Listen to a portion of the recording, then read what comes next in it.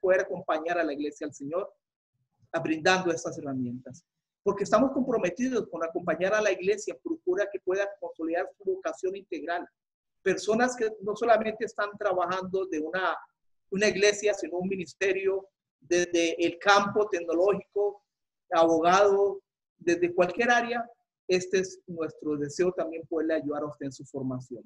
3, ante los desafíos actuales, se requiere de líderes con principios sólidos en cuanto a la lectura de su contexto y con formación en el campo bíblico y teológico. Y esto es un hecho que ante esta situación de pandemia que estamos atravesando a nivel mundial, requerimos una voz, la voz del Señor, guiando al liderazgo hacia cuál es el contexto de la situación que estamos viviendo, y por eso nos preocupa tanto entender y brindar este contexto. 4, es imperativo que nuestros estudiantes puedan tener una experiencia de aprendizaje transformador que impacte su vida y el entorno donde se desarrolla. Como graduado también de Prometa en el campo de maestría en liderazgo, cuando yo salí justamente de estudiar, me di cuenta que estaba sirviendo un ministerio que necesitaba herramientas para lo que es liderazgo, y Prometa fue para mí esa respuesta. Y en ese sentido, queremos que el estudiante que esté con nosotros no sea solamente un ejercicio académico, sino también que se conjugue con la praxis de vida. Y por todas esas razones, nuestra misión es ayudar a cumplir tu llamado. Y en ese sentido, desea ser parte de nosotros. Y esta es nuestra oferta de lo que brindamos desde maestrías. Usted puede ver allí estudios bíblicos, liderazgo cristiano, estudios contextuales con énfasis en evangelio y cultura contemporánea, desarrollo intercultural, que es justamente una maestría disruptiva donde el estudiante construye su propio paquete, su propia formación. Certificados también tenemos misiones, estudios islámicos, formación ministerial, desarrollo de la niñez y la adolescencia, donde sirvo y soy parte, y misiones, estudios interculturales y estudios islámicos. Allí están los teléfonos donde nos puede contactar para que pueda solicitar información con respecto a lo que brindamos. Y esto es parte de la currícula que estamos ofreciendo justo en este bimestre. Ustedes pueden ver allí. Y tenemos una oferta. Si usted desea estudiar con nosotros, si es la primera vez que lo va a hacer a nivel maestría, por el primer curso, 50% de descuento. Y por último, invitarles, porque el próximo jueves, 28 de mayo, a las 4 de la tarde, hora de Costa Rica, tendremos otro taller, cuyo tema es ¿hasta cuándo? Cuarentena, tolerándola o construyendo la unión familiar, con nuestro mentor Gordon Pye, que es director del departamento de consejería de Prometa. Y allí usted puede ver la información justo para que pueda inscribirse. Este taller es completamente gratuito. Eso sí, tenemos cupo limitado. Así es que lo más pronto posible puede usted matricularse. Y pronto estaremos dando más información al respecto sobre este taller que lo estaremos publicando en línea. Y ahora sí, sin más preámbulo, me permito presentar a nuestro invitado, con quien he forjado una linda amistad de ya muchos años, cuando él estuvo aquí en Costa Rica, primero como profesor y luego pues asistente de él. Y el doctor David Baer, que diría que esto es una institución. Doctor David Baer es profesor de Biblia, de idiomas bíblicos del Seminario de Colombia, cuyo seminario también agradecemos por este esfuerzo que es en colaboración mutua y que está cumpliendo 70 años, según tengo entendido. David Baer tiene un doctorado en el Antiguo Testamento con énfasis en la Septuaginta de Isaías por Cambridge, pastor con 6 hijos y 10 nietos, y casado con Karen Baer. Entonces, sin tanto preámbulo, damos el espacio al doctor David Baer, quien nos va a compartir justamente esta charla sobre el fin del mundo según el libro de Isaías. Muchas gracias, David Baer. Bueno, gracias Alex y gracias a todos que están participando en esta conversación que vamos a disfrutar hoy. Yo me siento muy bien acompañado de parte de amigos de hace muchos años en Costa Rica. algunos que posiblemente están con nosotros desde Colombia, donde yo sirvo, aunque en este momento estoy en Estados Unidos. Y también por un amigo nuevo, David Lex Lugo, de Venezuela, y yo lo veo en mi pantalla, que llegó a mi colección, a formar parte de mi colección de amigos esta misma semana a lo largo de una conversación sobre la fe y la ciencia. Como Alex nos ha dicho, el tema para hoy es el fin del mundo según el libro de Isaías. Y lo que vamos a hacer es tener quizás unos 40 minutos de presentación de parte mía. Yo espero que esa presentación sirva para nutrir sus pensamientos, porque inmediatamente después vamos a abrir el espacio para conversación, para comentarios, para preguntas, para los pensamientos que mi presentación quizás haya generado en su pensamiento sobre este tema. El fin del mundo según el libro de Isaías. También debo mencionar que mi ex profesora de español, Karen Suárez, está con nosotros, por lo menos lo tengo entendido. Entonces, cualquier error en mi español, en mi manejo del castellano, y yo les aseguro que habrá muchos errores, corre a cuenta de Karen, mi ex profesora, no a la cuenta personal mía.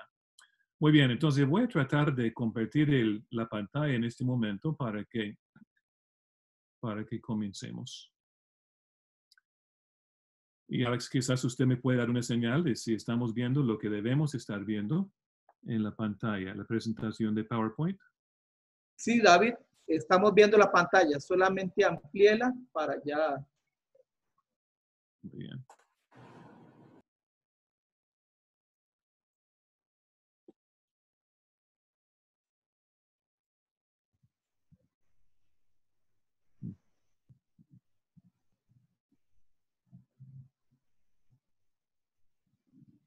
David se salió y tiene que volverle a dar compartir.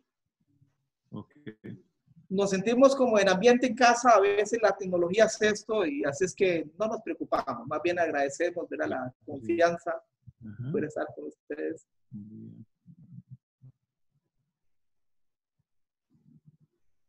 Ok, ahora estoy compartiendo pantalla, a ver si aparece. Listo. Sí, ahí tienes. Ok, muy bien. Y Alex, ¿estamos viendo la presentación y la forma que debemos estarla viendo? David, primero tenías que haberla abierto en la computadora y después abrirla con SharePoint. Hermano, está compartiendo otra pantalla en este momento, no la presentación como tal.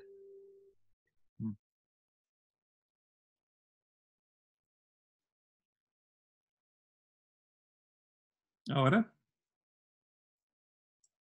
Sí, ahora sí, hermano. Ahora sí. Ahora está sí. en modo no está en modo de presentación, pero sí está el PowerPoint ya en pantalla. Okay. Muy bien, y vamos a ver si pasamos la presentación. ¿Ahora mejor? Perfecto. Perdón, don David, creo que tiene que hacer esto. Darle F5, ponerlo en modo presentación y luego compartir la pantalla de la presentación. Dejar de compartir y luego...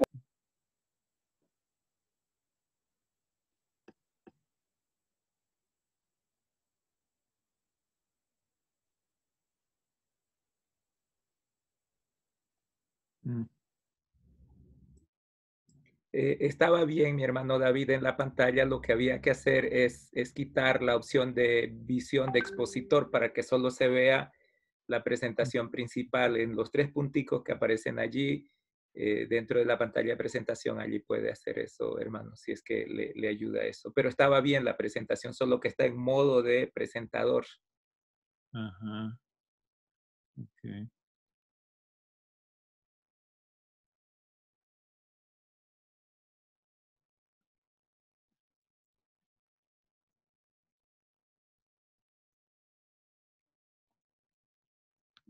¿Están viendo la presentación ahora? Sí, hermano, se ve la presentación de PowerPoint, pero no en modo de presentación, sino de PowerPoint abierto. Y cuando lo paso a la presentación, Dele clic allí. Ahora hay unos punticos, déjeme ver. Debe de haber una opción por allí, unos punticos donde dice quitar modo de visión de presentador en la misma pantalla. Ahí está. ok, muy bien. Ok, gracias por su paciencia a todos con esa parte. Ahora creo que podemos caminar más bien. El fin del mundo, entonces, según el libro de Isaías. Palabras claves para lo que yo pienso presentar hoy, visiones distintas a la sombra del coronavirus. Porque lo que vamos a estar viendo hoy, o por lo menos contemplando hoy, son dos maneras de ver el fin del mundo a partir de la crisis que estamos viviendo, que guardan bastantes diferencias, hasta contradicciones. Y por lo tanto, yo digo, hay visiones distintas a la sombra del coronavirus. Y van a ver ahora lo que yo quiero comunicar con esa nomenclatura.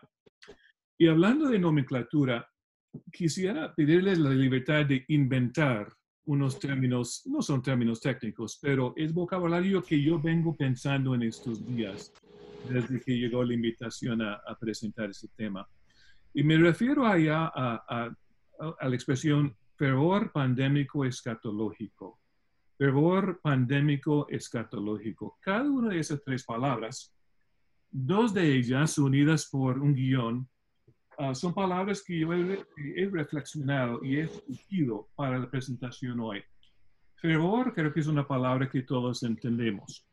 Y no cabe duda de que nuestro ambiente, pues, global en estos momentos, es un ambiente donde se manifiesta bastante fervor.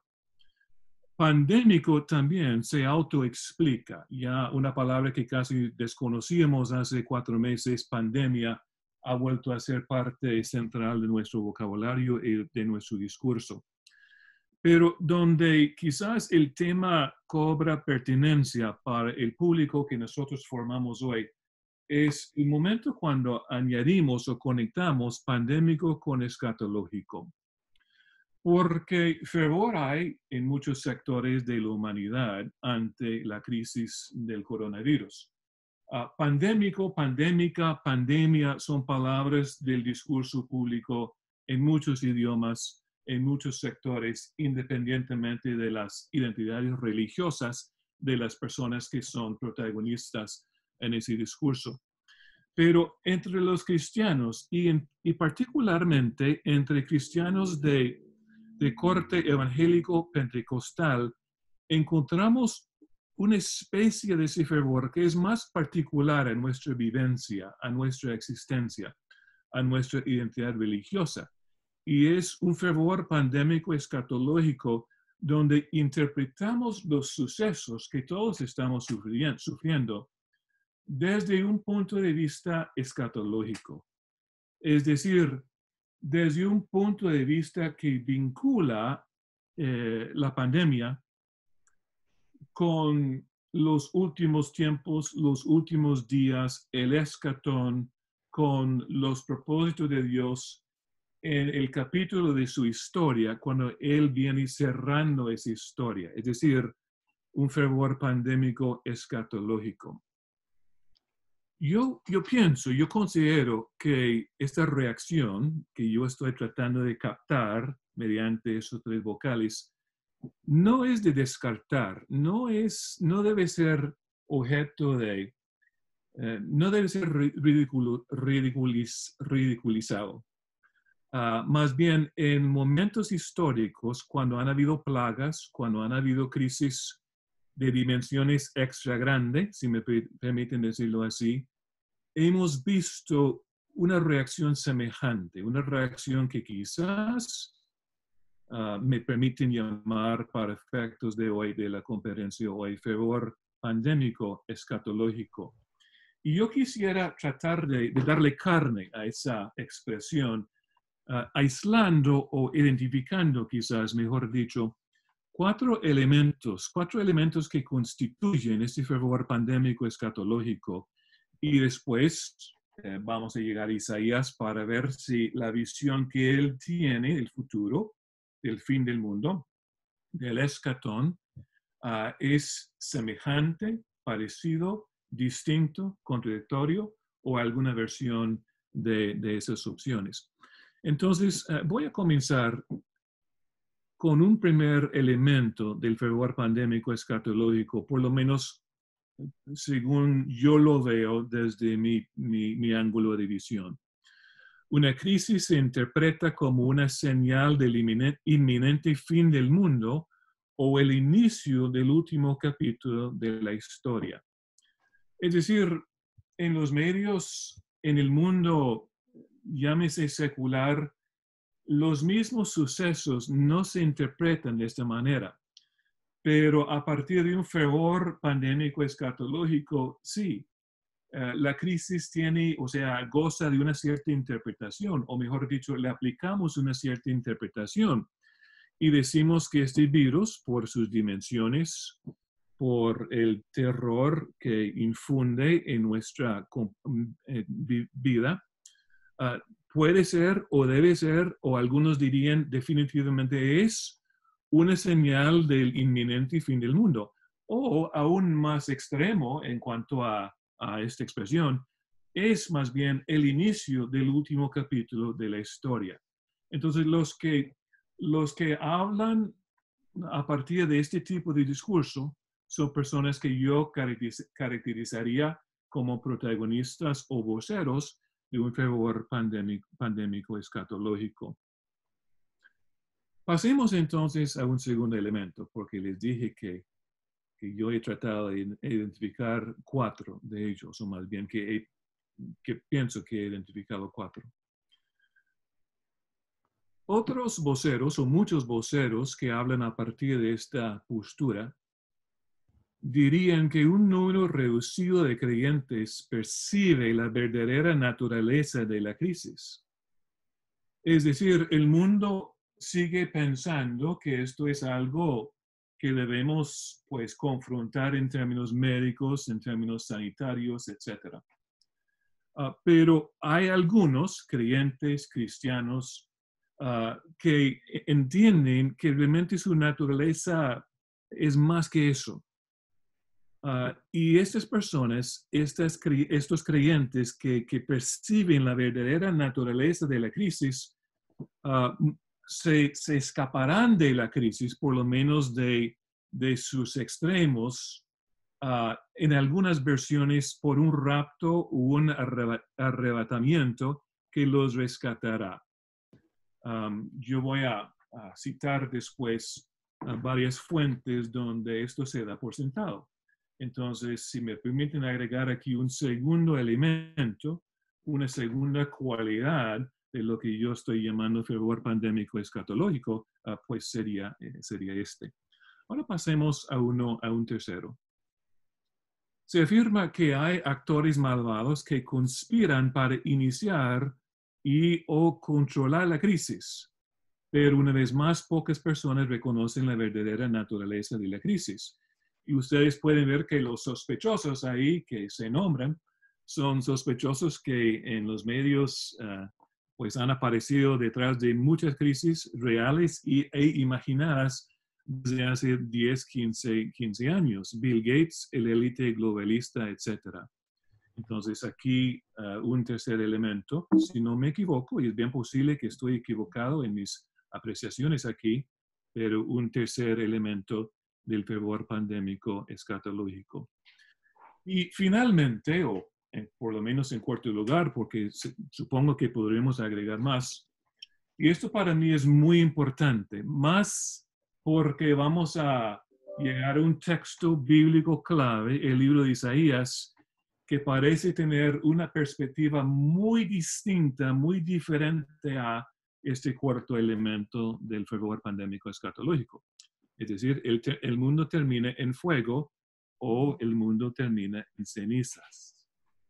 Quizás adelantando un poco lo que pienso presentar hoy, Isaías piensa, y yo diría que una gran mayoría de los profetas bíblicos están de acuerdo con él, que la historia o el mundo terminará en gloria.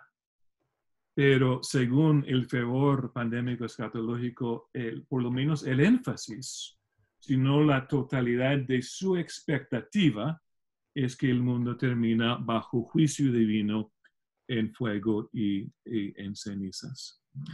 Y agrego aquí lo que ya he insinuado en varios momentos, ya en el tiempo que hemos compartido, que el fervor pandémico escatológico es una característica común de una espiritualidad evangélica o pentecostal. Es decir, los católicos tienen una pequeñísima minoría de personas que creerían algo parecido o que expresarían algo parecido. Los cristianos ortodoxos casi que no.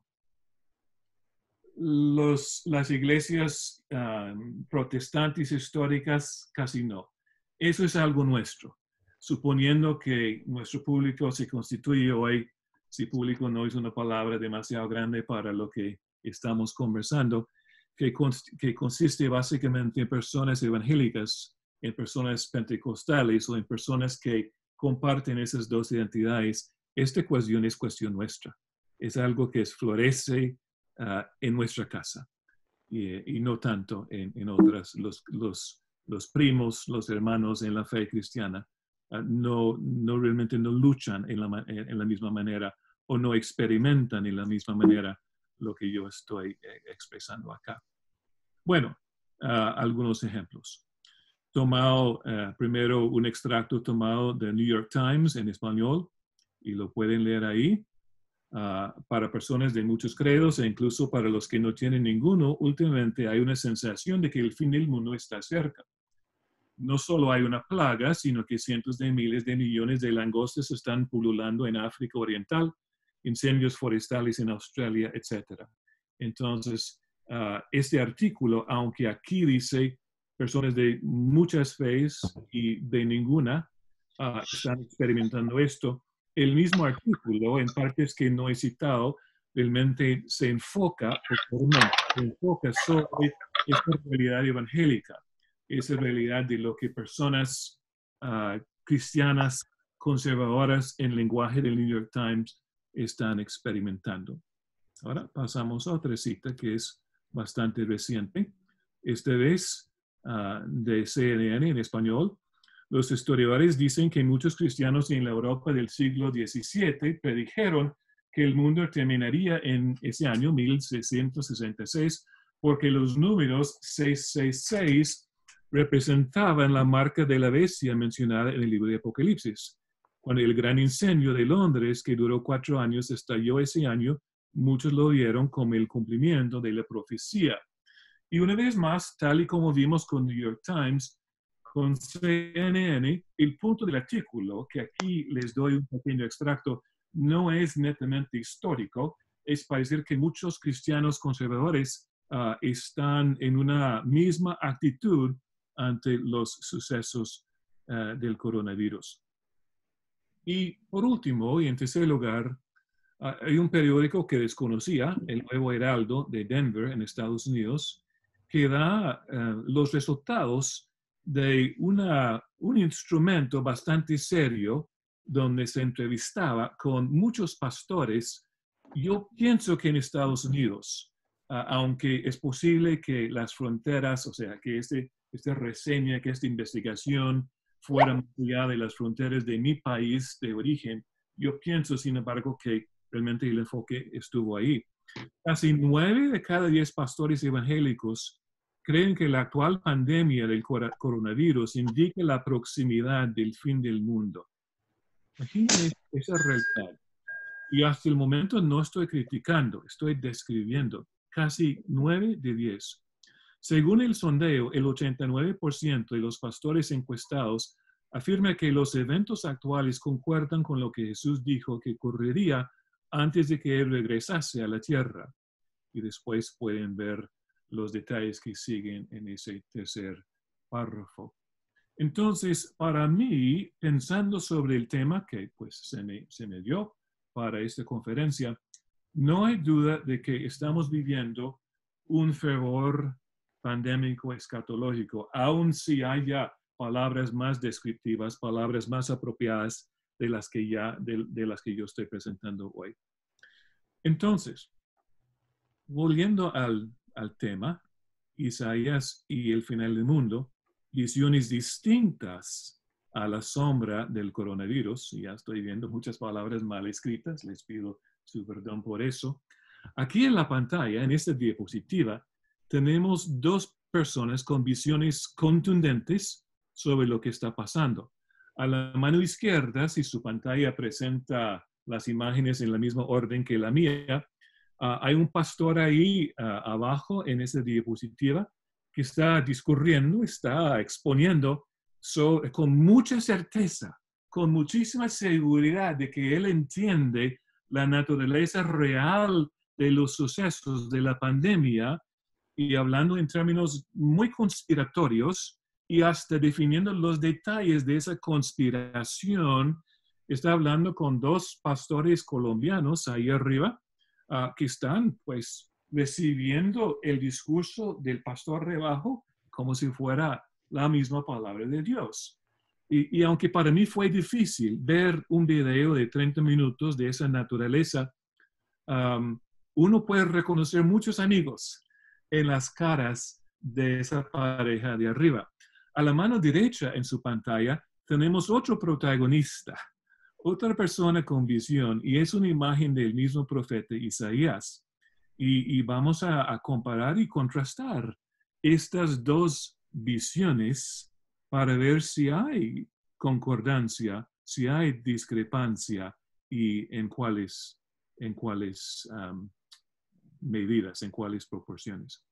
Pues, ¿por qué Isaías? Alguno podría comenzar. ¿Por qué no algunos de los discursos escatológicos de Jesús, por ejemplo? ¿O por qué no Pablo? ¿Por qué Isaías? Bueno, yo les doy tres razones. Y quizás la razón real es que Isaías es lo que conozco, entonces voy a tratar de hablar de lo que conozco. Pero teóricamente, y creo que realmente y sinceramente, hay tres razones por las cuales la visión de Isaías sobre lo que estamos llamando el fin del mundo es pertinente, es relevante, es algo que debemos querer saber y entender. Primero, porque Isaías es el libro profético veterotestamentario más frecuentemente citado y eludido por los autores del Nuevo Testamento. Entonces, si se trata de un Lucas, un Pedro, un Pablo, son personas que quedaron fascinados por Isaías, creyeron que en Isaías el Señor había hablado y que el contenido de su hablar era relevante para la naciente iglesia cristiana. En segundo lugar, porque Isaías, entre sus colegas proféticos, por decirlo así, se distingue por tener una amplia visión de la consumación del mundo, de la historia. Es decir, es algo que le importa y es un tema sobre el cual él se expresa.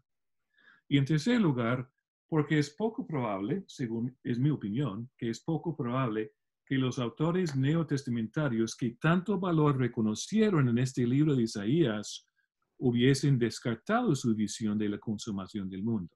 No es la forma en que los escritores del Nuevo Testamento manejaron en nuestro Antiguo Testamento su Biblia hebrea. Más bien, al contrario, la tomaron muy, muy en serio. Entonces, ¿cuál es la metodología que vamos a seguir en los minutos que nos quedan? Bueno, yo voy a tratar de ser metodológicamente honesto y humilde. Honesto porque no voy a tratar de convencerles más allá de lo que podemos juntos observar. Modesto porque lo único que mi ambición para esta conferencia, para esta conversación, es que coloquemos de lado a lado dos visiones. Una que representa fervor pandémico escatológico, otra que es una visión isaiánica de los propósitos de Dios en su mundo y en la historia. Y ustedes pueden tomar las decisiones del caso. Yo no voy a tratar de desarrollar toda una escatología. Eso para el tiempo que tenemos, sería ridículo que yo intentara eso. Entonces, vamos a enfocarnos sobre un objetivo mucho más modesto y espero que honesto también. Isaías nos da dos visiones de consumación. Es conveniente que sea así. Conveniente, digo, para nuestro propósito en hora y media, 90 minutos, un viernes en la tarde. Una de sus visiones ocurre al puro inicio del libro que lleva su nombre, es decir, en el capítulo 2.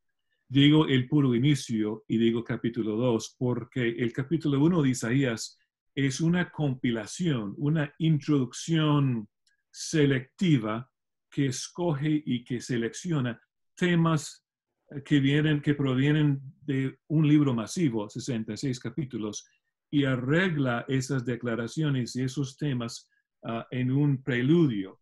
El libro en sí, el argumento del libro en sí, simplemente comienza en el capítulo 2 y comienza con una visión de consumación. Y vamos a hablar de la palabra consumación ahorita.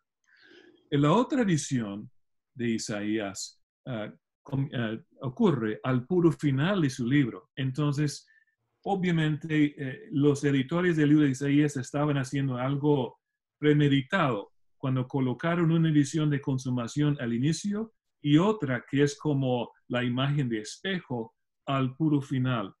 Isaías no es un libro de muchas visiones, no es un libro como Ezequiel o Daniel, es un libro de pocas visiones, pero visiones contundentes que realmente marcan la cancha, por decirlo así, de todo lo que viene de por medio en este inmenso libro profético. Quisiera invitarles a contemplar la posibilidad de que en nuestra escatología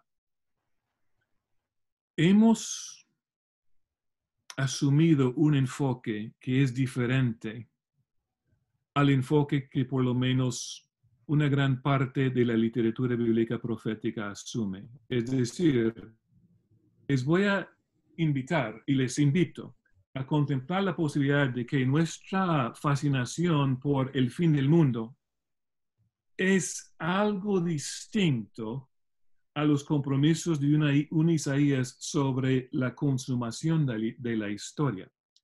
Dejémoslo ahí por el momento. Nada más consideren la posibilidad de que nuestras pasiones y fascinaciones no representan necesariamente la pasión y la fascinación de los escritores bíblicos que se dirigen a los temas de los últimos días. Bueno, y para tratar de explicar un poco más sobre mi decisión de tomar este tema o este vocabulario. Consumación, por lo menos en ciertos contextos, no significa netamente conclusión, sino en ciertos contextos, consumación representa lo que es completar algo y llegarlo a su plena conclusión para que pueda haber una nueva fase de vida que es diferente a lo que vino anteriormente. Entonces, consumar y terminar no necesariamente son palabras sinónimas. Y para tratar de dar ejemplo de esto, yo escogí aquí un extracto de una publicación del gobierno de México. La consumación de la independencia mexicana se realizó cuando el Ejército de las Tres Garantías hizo su entrada a la Ciudad de México en cierto año y cierta fecha, lo cual significaba el fin de una larga guerra de insurgencia y la consumación de la independencia de México. ¿Por qué cito estos párrafos o estas dos partes de un solo párrafo? Porque yo pienso que técnicamente el profeta Isaías no tenía muchas opiniones sobre el fin del mundo. Es decir, yo pienso que el tema no le hubiera interesado. Lo que le interesaba y donde él, como canal del Espíritu Santo de Yahvé, puso pluma para hacer una descripción. Lo que a él le interesaba era la consumación de la historia. ¿Cómo es que la historia llega a su conclusión, su perfección, al blanco redentivo que Yahvé, el Creador, siempre tenía en mente? Muy bien. Con eso terminamos a lo que espero sirva como una introducción larga, extensa, y me doy cuenta, al tema que nos debe tener la atención hoy. Ahora vamos a pasar a esos dos textos, esos dos visiones fundamentales de Isaías. Una al puro inicio de su libro, capítulo 2, 1 a 5, y la otra al puro final de su libro, 66, bueno, podemos comenzar donde queramos, pero quizás versículo 14 o versículo 19 en adelante. Y para facilitar nuestra consideración de esos textos, ahora sí voy a dejar de compartir esta pantalla, pasar a otra pantalla y esperar que mi manejo de la tecnología haya mejorado en los últimos 30 minutos, pero vamos a ver.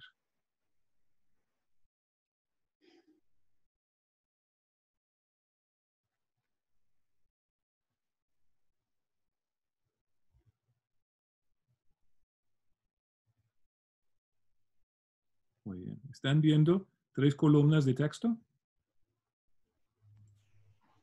Sí, ok. Sí. Muy bien.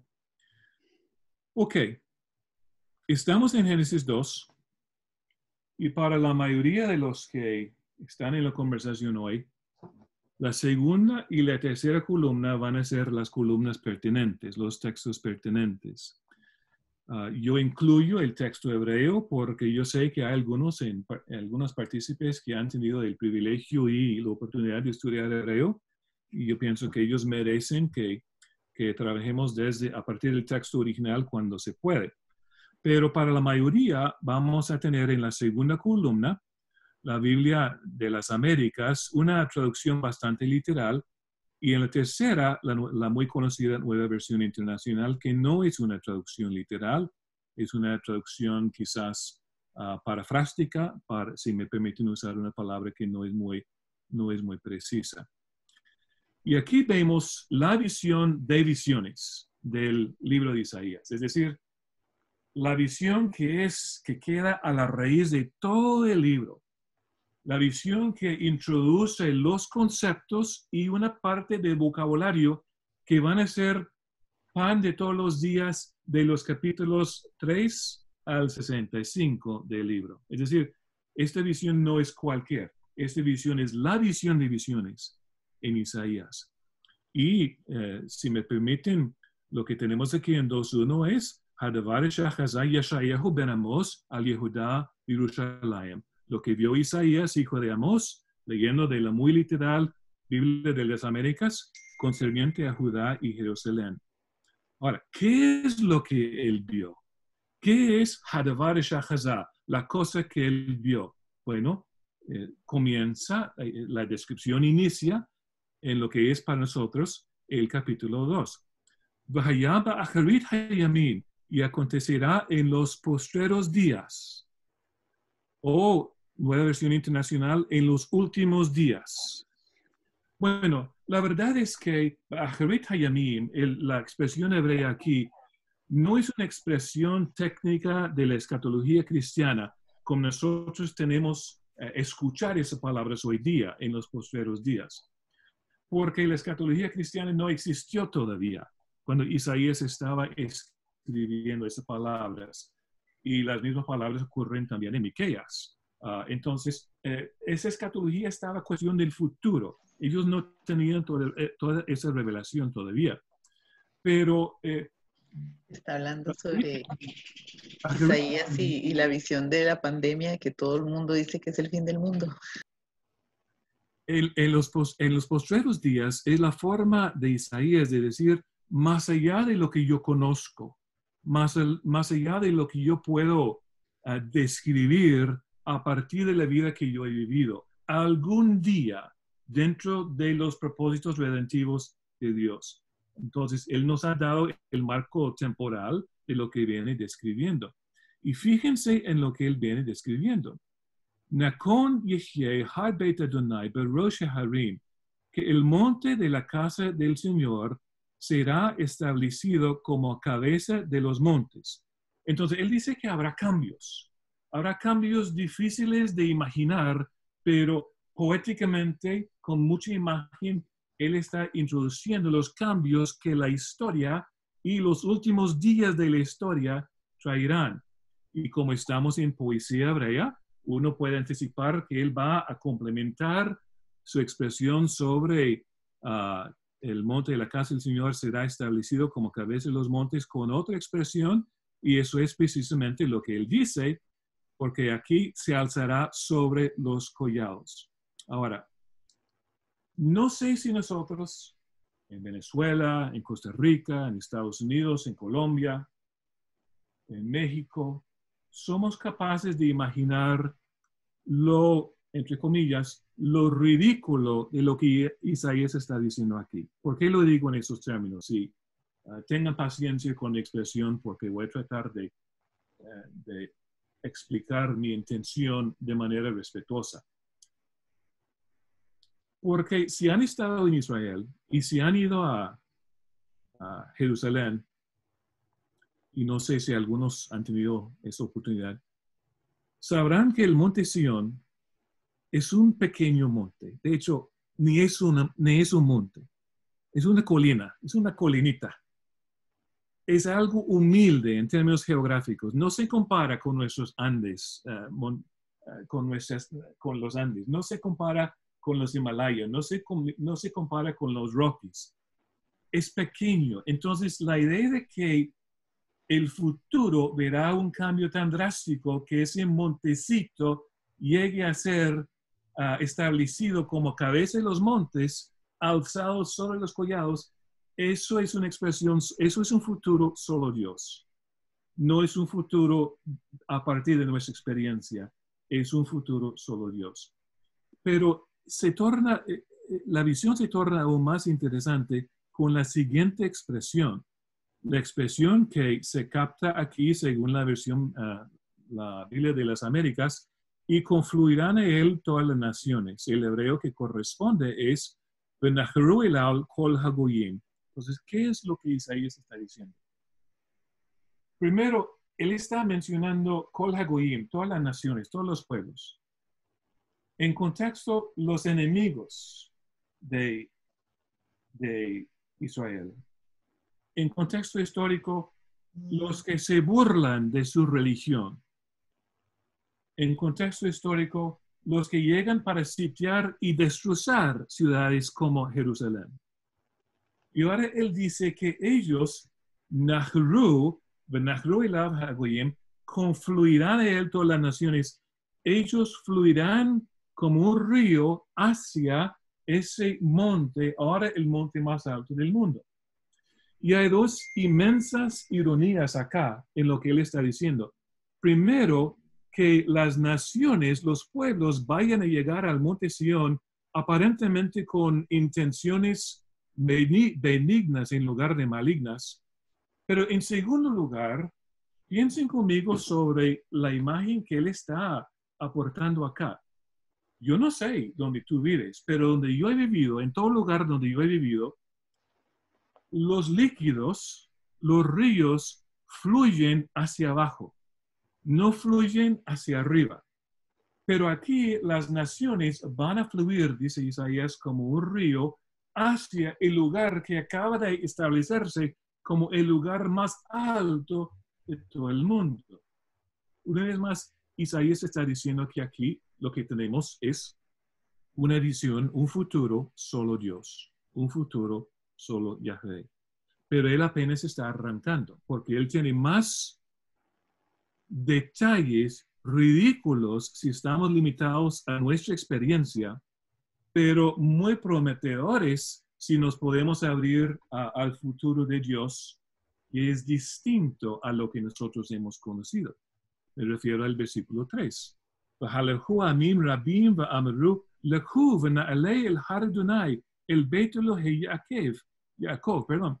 Vendrán muchos pueblos y dirán, venid, subamos al monte del Señor, a la casa del Dios de Jacob, y vamos a terminar ahí por el momento, o por lo menos observar una pausa ahí por el momento. Porque estos pueblos, Kol Hagoyim, todos los pueblos, dirán ¿a quién? Pues los unos a los otros, en el contexto. Es decir, la imagen que Isaías nos da es la imagen de una conversación animada entre muchos peregrinos, donde los unos se vuelven la cara para conversar con los otros. ¿Con qué propósito? Para animarles, porque los peregrinajes no son siempre fáciles, requieren mucho esfuerzo. Y dirán, venid, subamos al monte del Señor, a la casa del Dios de Jacob. Bueno, ahora comenzamos a tener confirmación de nuestra intuición quizás exegética de que los propósitos de este peregrinaje, los propósitos, los objetivos de este fluir de todas las naciones no son malignos, sino benignos. Y tenemos aún más confirmación cuando llegamos a la segunda parte del versículo 3. Para que Él, es decir, para que Yahvé, el Dios de Jacob, para que Él nos enseñe acerca de sus caminos y andemos en sus sendas. Entonces, vemos que los pueblos son hambrientos, los pueblos están vacíos y necesitan llenarse de algo que es real. Los pueblos son necios, son tontos, son despistados y necesitan aprender para saber cómo vivir. Eso es lo que pasa acá en la segunda parte del versículo 3. Y después más explicación, porque de Sion saldrá Torah. Aquí esta versión muy literal nos da la versión o la expresión tradicional de Torah, nos da la ley. Yo creo que sería más acertado decir enseñanza, instrucción quizás, porque de Sion saldrá instrucción y de Jerusalén la palabra del Señor.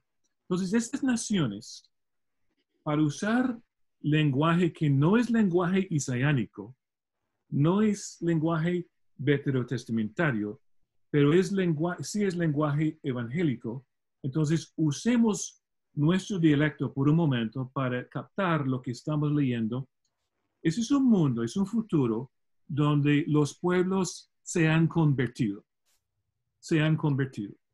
Y ahora están llegando ¿a quién? Al Dios de Israel para por fin entender cómo vivir, cómo caminar. Y si pasamos al último versículo de la visión en sí, veremos que aunque es un futuro solo Dios, aunque es un futuro ridículo a partir de nuestra experiencia, no es un futuro utópico.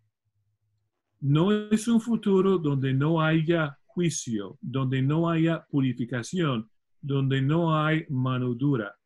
Pero ese juicio en esta primera visión de las dos toma una forma muy particular. Veamos los resultados.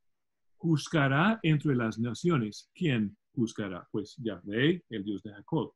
Juzgará entre las naciones y hará decisiones por muchos pueblos, y ellos, en consecuencia de haber sido instruidos y juzgados, forjarán sus espadas en rejas de arado y sus lanzas en podaderas. Consecuencia, no alzará espada nación contra nación, ni se adiestrarán más para la guerra. Ahora, respiremos y pensemos desde una cierta distancia de los detalles del texto. Para Isaías, ¿cómo termina el mundo? ¿Qué es el fin del mundo? O quizás tratando de entrar en su mente, inspirada, por supuesto, para expresarnos y plantear hasta nuestras preguntas en términos más cercanos a su forma de acercarse a la realidad de Dios. Para Isaías, ¿cómo será la consumación de la historia? Pues lo que yo veo es muchas naciones aprendiendo y sirviendo al Dios de Jacob, una paz que por lo menos acá, con la excepción de la insinuación de que habrá habido un juzgar, un juicio, muchas naciones viviendo en paz como ninguna paz que tú y yo hemos visto. Y cuando yo coloco esa visión de la consumación del mundo al lado de un fervor pandémico escatológico, y busco concordancias y busco discrepancias, pues las concordancias que yo veo se limiten a quizás un puño de ellas. Primero, todo el mundo está involucrado y todo el mundo bajo la soberanía de Dios. Yo creo que las dos visiones asumen, aun si no expresan esa primera realidad. Y podríamos quizás mencionar que para los dos, usando palabras de Jesús, salvación es de los judíos. Es decir, los dos son visiones sioncéntricas, si me permiten la expresión, en maneras muy distintas, pero las dos comparten esa realidad. Pero aparte de eso, yo no veo mucha concordancia, yo veo discrepancia. Por el lado de los protagonistas y los pupilos de esos protagonistas, por el lado del fervor pandémico escatológico, yo veo temor, yo veo frustración, yo veo, escuchen la palabra en la manera que la uso, yo veo mucho pesimismo, o mejor dicho, un pesimismo muy pronunciado. ¿Por qué lo digo así? Porque solo unos pocos se salvan. Y ellos se van por un rato, por un arrebatamiento del escenario. Mientras en la visión de Isaías, yo veo que con la excepción que quizás de algunos que quedaron a la margen, una vez más, viendo el verbo juzgará y conociendo la forma en que Isaías emplea ese vocablo, aparte de esa insinuación de que se habrá dado un juicio, la realidad es que el dialecto de Isaías suele y se apura a hablar en términos de todas las naciones y todos los pueblos. Ahora, casi todo nuestro tiempo se nos ha ido para la parte de presentación mía. Entonces, de manera más abreviada, vamos a la otra visión, la que ya no comienza, ya no aparece al inicio de Isaías, sino aparece al final. Y para tratar de acelerar un poco nuestra compartida apreciación de esta segunda visión, les adelanto el detalle importante de que esta visión desarrolla la primera. Esta visión no es otra que sea independiente de la primera. Esa segunda visión vuelve, o más bien retoma la primera y le agrega muchas imágenes y muchos detalles que los capítulos 3 al 65 nos han regalado, nos han aportado. Leamos a partir del 18. Mas yo conozco sus obras y sus pensamientos. Llegará el tiempo. Bueno, eso es como Aharit Hayamim del capítulo 2, pero la expresión es diferente. Ya no es en los postreros días, sino que llegará un día. There it pero se is. está hablando de la misma cosa. Llegará el tiempo de juntar todas las naciones y lenguas, y vendrán y verán mi gloria. Todas las naciones y lenguas. El vocabulario preciso es diferente, pero el referente, lo que apunta, es igual. Y vendrán y verán mi gloria. En la primera visión, la cualidad de Yahvé que atrajo a todas las naciones era su capacidad de instruirles. Acá no es eso, es su gloria. Y esa expresión o esa insistencia en su gloria atractiva, magnética, por decirlo así, se va a sostener a lo largo de estos versículos. Vendrán y verán mi gloria. Y pondré señal entre ellos y enviaré a sus sobrevivientes a las naciones. Ok, aquí estamos hablando de todos los pueblos. Una vez más, donde 2 hablaba de que él juzgará entre las naciones. Aquí sabemos que ha habido un juicio porque hay sobrevivientes. La misma verdad, la misma realidad, pero un acercamiento distinto. Enviaré a sus sobrevivientes, gentiles que ya conocen al Dios de Jacob, a las naciones. Y él menciona varias naciones representativas que no han oído de mi fama ni han visto mi gloria. Una vez más, lo atractivo en Yahvé en esta segunda visión es su gloria. Antes, su capacidad de instruir y juzgar, ahora su gloria. Son realidades complementarias en el Dios de Jacob. Y ellos anunciarán mi gloria entre las naciones. O sea, estos gentiles sobrevivientes se habrán convertido en anunciadores, diríamos quizás en misioneros, entre otras naciones. Entonces traerán a todos vuestros hermanos de todas las naciones como ofrenda al Señor en caballos, en carros, en literas, en mulos, en camellos, a mi santo monte Jerusalén. El mismo destino, un mismo peregrinaje, 2 visiones complementarias que a sus maneras respectivas describen un mismo fenómeno. Tal como los hijos de Israel traen su ofrenda de grano en vasijas limpias a la casa del Señor. Hay mucho muy bello en esa cláusula, pero hoy no es el día para tratar de identificarlo.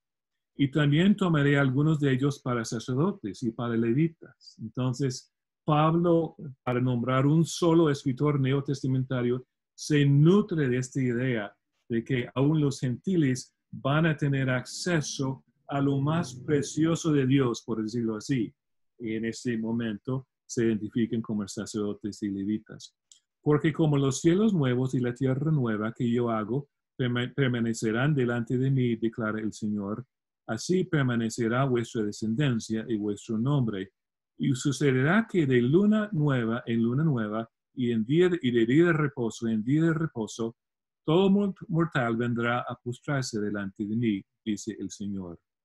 Lo que es difícil para los lectores judíos y cristianos de Isaías a lo largo de los siglos es el último versículo. Y cuando salgan, verán los cadáveres de los hombres que se rebelaron contra mí, porque su gusano no morirá ni su fuego se apagará, y serán el horror de toda la humanidad. Como dije anteriormente, la visión no es utópica. Y estos detalles a la margen de la visión, no en el centro de la visión, no como su columna vertebral, sino a la margen. Esos detalles nos permiten ver que aún ante un Dios tan generoso, tan redentor, habrá de los que resisten hasta el final, los que rechazan hasta el final. Hay una tradición rabínica en los calendarios de lectura de las sinagogas en tiempos postbíblicos que instruyen al lector de la sinagoga cuando le toca la semana donde tiene que leer el capítulo 66 de Isaías, que lee todo, pero después que vuelve a estos versículos acá para dejar un sabor sabroso, valga la redundancia, en boca de los hermanos, en lugar de terminar con algo tan difícil. Muy bien. Entonces, antes de que les invitamos a aportar, preguntar, renunciar, a rechazar a lo que sea de tu preferencia. ¿Qué es lo que hemos visto? Bueno, yo les dije que la intención era humilde y honesta. No es para armar toda una escatología. Eso sería más allá de mi capacidad y más allá del tiempo que tenemos.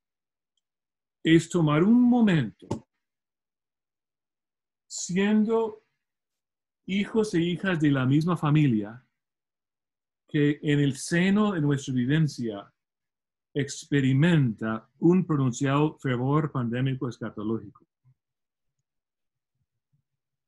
Y por un momento, salir de lo que la gente ha recibido y la gente sigue dando como lo que Dios está haciendo.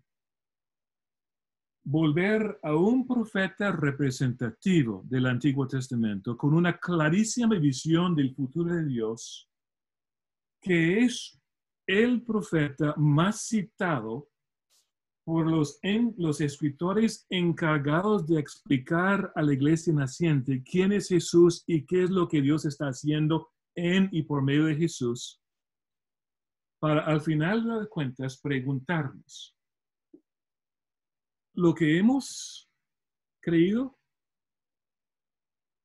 es o no es parecido a la visión de la consumación de la historia que el profeta más importante del Antiguo Testamento nos da? Eso es todo lo que estamos haciendo hoy. Y con eso, Keith y otros, yo cedo la palabra y con mucho gusto trataré de atender cualquier comentario o pregunta que se presente.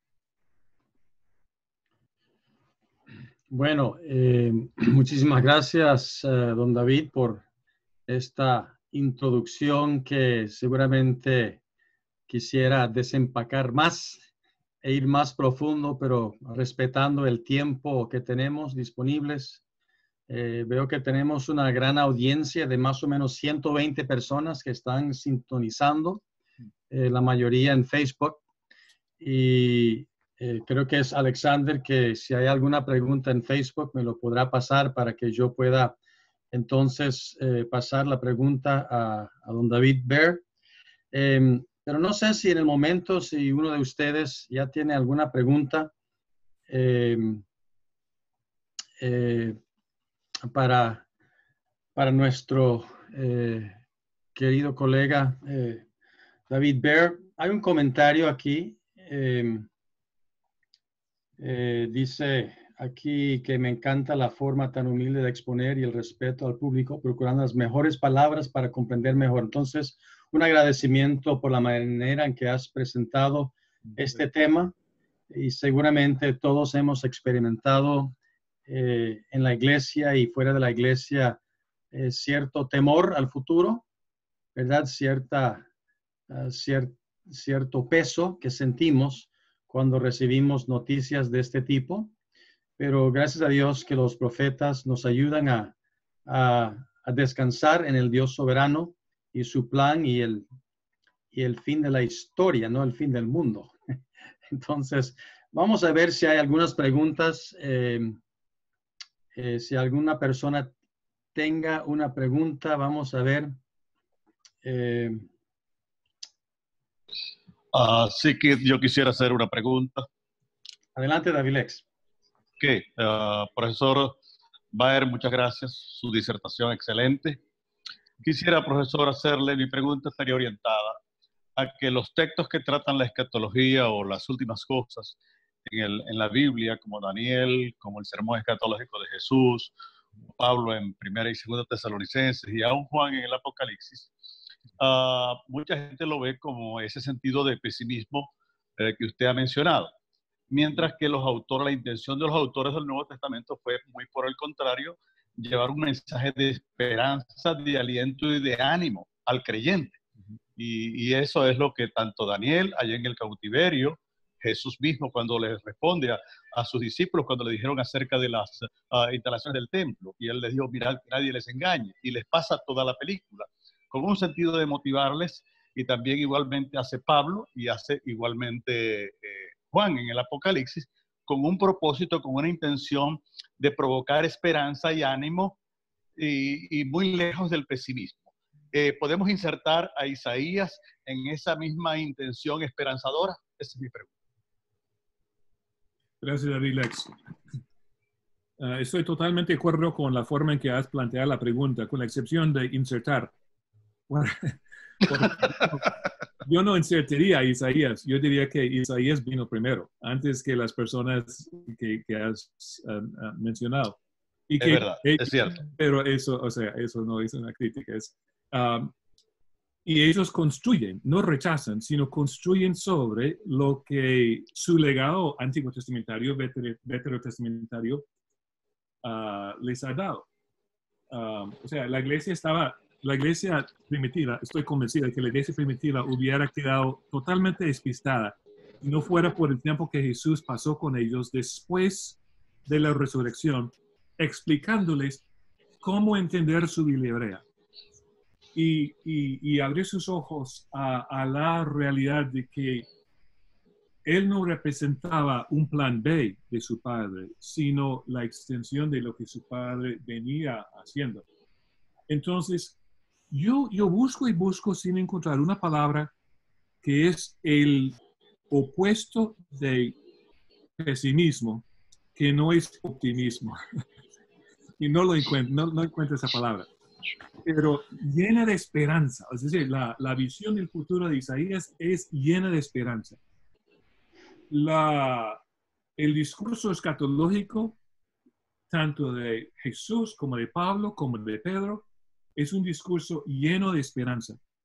No solamente para nosotros mismos, sino para las naciones, para el mundo de Dios. Entonces, si en algo he venido a cuestionar el legado escatológico de nosotros los evangélicos, es en sus muy pequeñas dimensiones de esperanza, al lado de la inmensa esperanza que yo veo en la vasta mayoría del discurso escatológico bíblico. Ahí es donde yo discrepo más. Y si me permito ser tentado para militar en lugar de escribir hoy, estaría militando contra eso. Entonces, si me permiten a referirme a la palabra insertar una vez más, yo diría que la misma esperanza inmensa, amplia y profunda que Isaías expresa, no me es posible imaginar que Jesús y sus apóstoles descartaran eso para suplantarla con una esperanza más pesimista. No lo puedo creer. Entonces, pienso que los dos, David Lex, si te he entendido correctamente, que los dos estamos de acuerdo en eso. Muchas gracias, David. Están entrando una multitud de preguntas que nos llegan desde Facebook, así que vamos a ver si hay tiempo para contestarlas todas.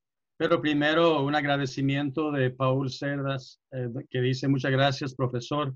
Esto es un refrigerio en medio de tanta basura que circula. Gracias. Así que, muchas gracias.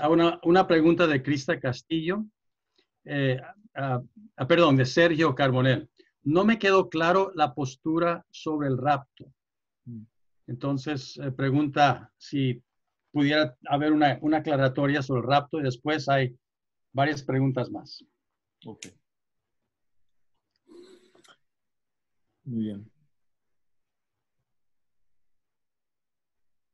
Yo no creo en un rapto. Yo pienso que el rapto es una doctrina inventada en el siglo XIX a base de ciertos textos que no apoyan lo que afirma. Y podríamos pensar en 1 Tesalonicenses 4:17, que es como el fundamento de la doctrina. Entonces, exegéticamente, interpretando los textos, la idea de que Pablo esté o que Jesús esté hablando de un rapto no me convence, texto por texto. Pero a la par de eso, de ese problema, para mí es un problema con la doctrina, tenemos la idea de que la iglesia sale del mundo donde su testimonio abrahámico está sembrado para que sea bendición de las naciones, para que la iglesia no sufra y las naciones sufran sus calamidades. Eso para mí sería un plan B, una ruptura con todo lo que la Biblia nos ha enseñado. Entonces, si, aunque me da, no sé, me da un algo entrar en ese tema escatológico hoy, quizás lo más sencillo que puedo decir es, para aclarar mi alusión al rapto, yo tendría que decir abiertamente, y somos adultos aquí, podemos tener nuestras diferencias de interpretación, la idea de un rapto de la iglesia antes de una tribulación no me parece una doctrina bíblica. Entonces, yo sé que muchos discrepan, pero esa es mi postura. Gracias, David. Sí, es un tema que pudiéramos dedicar el resto del día y la noche debatiendo, ¿no? Pero muchas gracias. Ahora, aquí de una amiga suya, Karen Suárez. Para criticar mi español. Dice, felicito al profesor Baer y me gustaría preguntarle si podría repetir brevemente esa definición que ofreció sobre los postreros días. Sí. Es decir, si es exclusiva de Isaías, porque hemos oído otras definiciones. Sí. Sí, Karen, gracias por la pregunta y por la amistad a lo largo de décadas ya. Yo pienso que voy a responder así. Si tú y yo estuviéramos hablando en hebreo clásico, hebreo antiguo, que es algo que nunca pasaría porque la gente ya no lo habla, pero si imaginemos ese escenario. Y tú me preguntabas, David, ¿cuándo te vas a jubilar? ¿Cuándo te vas a pensionar? Y no me gusta el tema. Porque me gusta lo que hago. Entonces yo pienso que no me toque pensionar ya por mucho tiempo. Hasta más allá de lo que puedo o quiero imaginar en este momento. Si estuviéramos en esa conversación, yo podría usar la expresión que Isaías usa en capítulo 2, versículo 2. Sería una forma de decir, Karen, mucho tiempo. En un futuro muy futuro. Y eso todavía no tiene las connotaciones escatológicas que se han acumulado a lo largo de mucho proceso de hacer teología a partir de los textos bíblicos del Antiguo Testamento y Nuevo Testamento. De modo que hoy día, cuando un cristiano se refiere a los últimos días, todos instantáneamente entendemos a qué se refiere, porque se nos ha vuelto un término técnico. Y lo único que quiero decir es que para Isaías no lo fue. Era una manera de decir eventualmente, porque Dios es así. Y si esa es la intención de Dios, entonces se va a realizar eventualmente. No me preguntes cuándo, Isaías. Yo no sé. Pero espero que eso responda a la inquietud. Muchas gracias.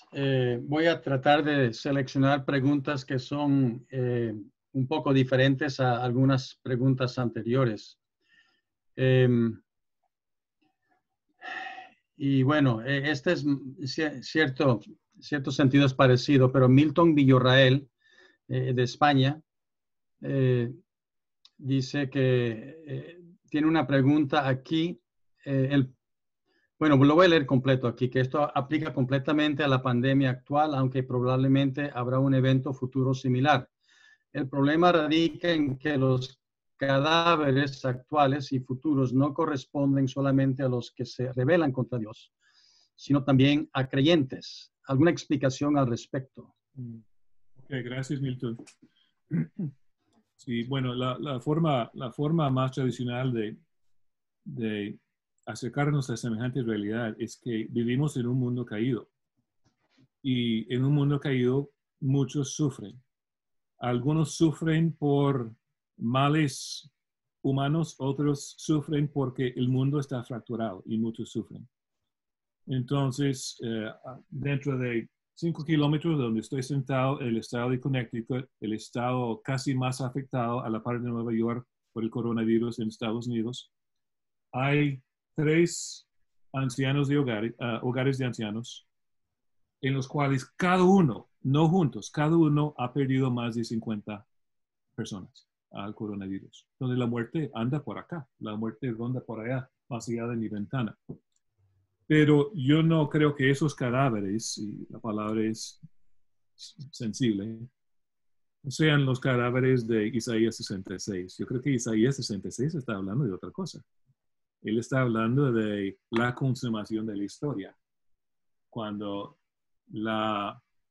el ingreso y la plena participación, instrucción y adoración de todas las naciones será complementado por la triste realidad de que hay algunos que habrán dado su no en lugar de su sí a la generosidad del Dios de Jacob. Entonces no pienso que estemos hablando de los mismos cadáveres, coronavirus y Isaías 66.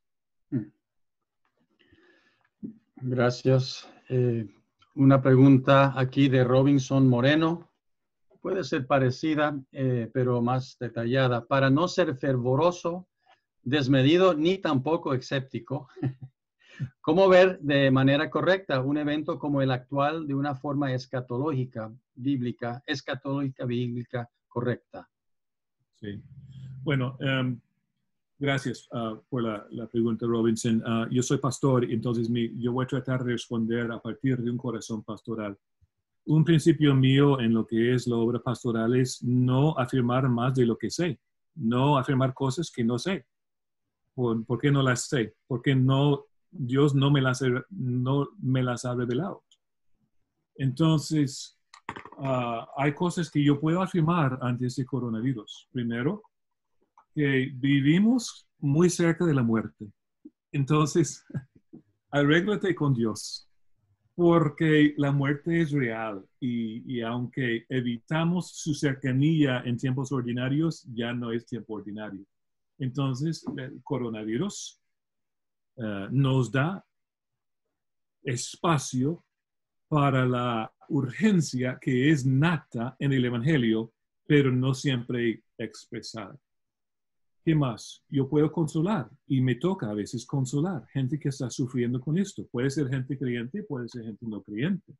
Entonces, el pastor tiene que estar dispuesto a amar y consolar en todo momento, y eso no cambia. Los vecinos a veces plantean preguntas sobre Dios y, por decirlo así, sobre tu religión, o sea, hablándome, que no plantean en tiempos normales. Y uno trata de aprovechar la nueva apertura, la nueva curiosidad, la nueva necesidad que el coronavirus ha traído a sus vidas. Pero puedo decir que esos son los últimos tiempos. Puedo decir que con esto Dios está abriendo su último capítulo. Yo no puedo decir eso. ¿Por qué no lo puedo decir? ¿Por falta de valentía? Espero que no. ¿Por falta de, no sé, palabras? Espero que no. Porque no sé. Yo no sé. Y mientras Dios no nos revele de manera confiable que este coronavirus es el final, entonces yo me quedo con las advertencias de Jesús en Mateo 24. Vendrán guerras, vendrán terremotos, vendrán muchas cosas y la gente dirá que ese es el fin, pero todavía no es el fin. Ahí me quedo, ahí me siento más estable, más con pies sobre roca. Entonces, no sé, Robinson, mi hermano, si eso responde al meollo de su inquietud, pero es mi forma de responder. Gracias por tu pregunta. Gracias. Gustavo Vindas pregunta sobre los dos textos y pregunta en cuántas ocasiones y en qué lugar son citados los dos textos utilizados hoy en el Nuevo Testamento. Gustavo Vindas, mi ex estudiante y amigo de siempre. No hemos tenido contacto excepto por Facebook desde hace muchas décadas. Y ahora me planteas una pregunta tan difícil como esta. No, yo tendría que consultar eso. Y mi afirmación anterior no era que estos dos capítulos son citados en el Nuevo Testamento, porque no lo sé y no lo he investigado. Es posible que sí, es posible que no, pero no tengo esos datos a mano. Lo que sí afirmo es que hay 3 libros del Antiguo Testamento que gozan de una muy particular pertinencia para los escritores del Nuevo Testamento, cuya labor es explicar lo que Dios está haciendo en Jesucristo. Y esos 3 libros son Deuteronomio, Salmos e Isaías. Entonces las citas y las alusiones son frecuentes, pero no sé si estos 2 capítulos aportan a esas citas y alusiones. Muy bien. Hay varios comentarios en Facebook que tienen comentarios, no son preguntas, pero sí son buenos comentarios. Voy a seguir con las preguntas, aunque sí hay buenos comentarios aquí. Una pregunta de Esaú Bonilla. Don David, ¿cómo se relaciona la relación que existe entre Isaías 66:24 y la guerra de Armagedón que describe Juan en Apocalipsis? Tremenda pregunta de Esaú. Sí, los discípulos están llegando a morder el maestro con sus preguntas muy buenas y muy complejas y muy difíciles. Yo pienso, Esaú, que la respuesta tiene que ser que los dos textos, los dos juegos de textos, a partir de sus respectivas idiosincrasias, están hablando de algo, de un mismo referente. Es decir, están hablando de una rebelión final ante la consumación de la historia, o sea, en la cercanía de y en los momentos de la consumación de la historia. Los dos tendrán su respectivo dialecto, su juego de imágenes distintas y particulares.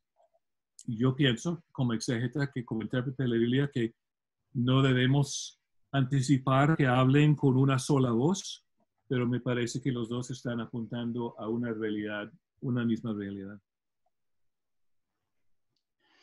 Muy bien. Estamos tomando nota del tiempo aquí. Tengo por lo menos una pregunta más, pero y creo que hay tiempo para leer algunos comentarios. Glenis Martínez comenta lo siguiente. Dice, creo que un opuesto a optimismo, que no es pesimismo, es incertidumbre. Y hay mucha hoy en la iglesia por las diversas posiciones escatológicas opuestas unas de otras. Es un comentario que nos llega del Facebook, ¿no? Un comentario de Ray Miller dice, gracias, don David, tampoco creo en un rapto, pero sí creo en la segunda venida y un juicio y el aspecto de culminación de la historia y aspectos de la continuidad de los redimidos, que es nuestra esperanza. De acuerdo. Sí. Y también Eric Rovira dice, es un tema difícil porque tiene que ver con el método de interpretación y los de un lado y los del otro tenemos posiciones irreconciliables. Yo sí creo en un rapto previo al milenio, sin embargo, he aprendido que al no ser una doctrina básica para la salvación, sino un tema conflictivo de nuevo, por el método de interpretación del texto bíblico, no es relevante en esta disertación. Es lo que comenta el hermano Eric. Perdón, sí hay otra pregunta aquí. Samuel Marcano pregunta, mucho de la perspectiva pesimista escatológica deriva de textos como Mateo 24, 3 al 28, donde las señales antes del fin no son optimistas allí en el discurso de Jesús.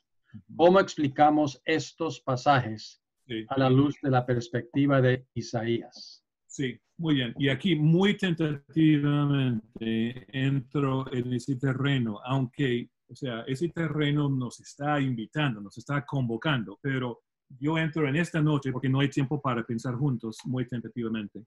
Sí, yo tomo esos textos en serio, pero el pero entra porque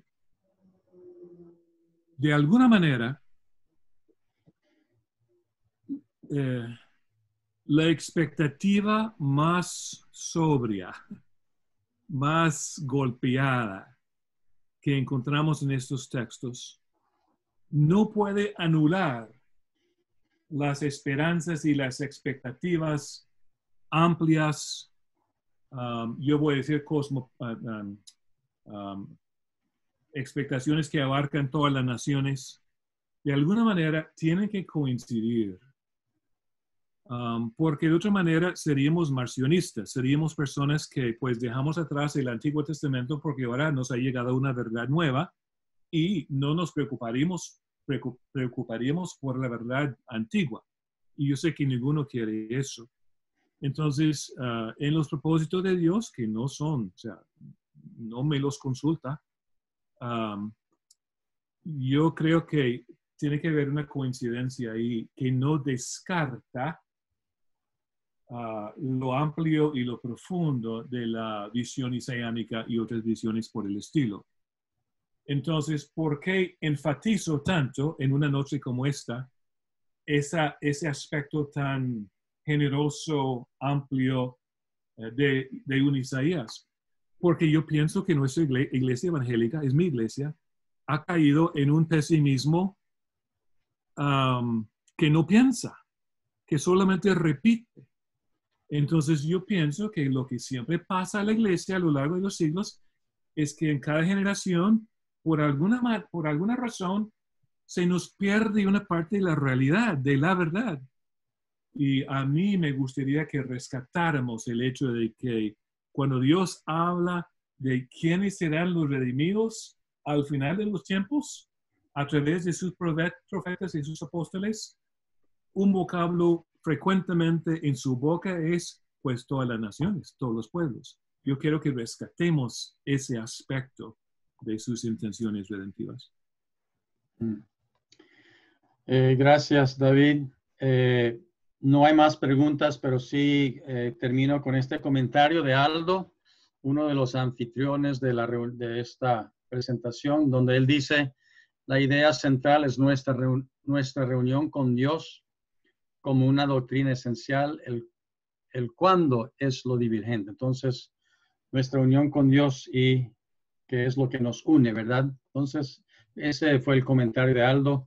No sé, Alex, si hay más que quisieras decir. El tiempo es corto. Nos gustaría construir una enramada y quedarnos escuchando a David toda la noche y por varios días más. Lamentablemente estamos sujetos al tiempo, al espacio por ahora, y agradecerle a David por su participación como parte del Seminario de Colombia Bíblico en su 75 aniversario también. Muy agradecido, David, con nosotros por brindarnos este espacio. Dios le continúe bendiciendo y a cada uno de ustedes que han estado con nosotros, no sin antes recordarles que el próximo jueves de 4 a 5:30 tendremos el taller ¿Hasta cuándo? Cuarentena, tolerándola o construyendo la unión familiar. Están cordialmente invitados. Necesita solamente escribir al correo de admisión para que se pueda escribir y apartar su espacio. Estaremos dando más información por los medios de las redes sociales. Gracias. Muchas gracias, Kit. Muchas gracias, David. Muchas gracias a ustedes que también han estado con nosotros por medio de Zoom y por el Facebook. Sí, muchas gracias, David, y a cada uno que compartió este espacio con nosotros aquí en los aires virtuales del mundo, de distintas partes. Muchísimas gracias. Una vez más, agradecido a don David y también al seminario en Medellín por haberle prestado para participar con nosotros esta noche, y esperamos que no sea la última vez que usted puede compartir con nosotros una vez más, ¿ok? Entonces, muchísimas gracias, queridos colegas. Muchas gracias.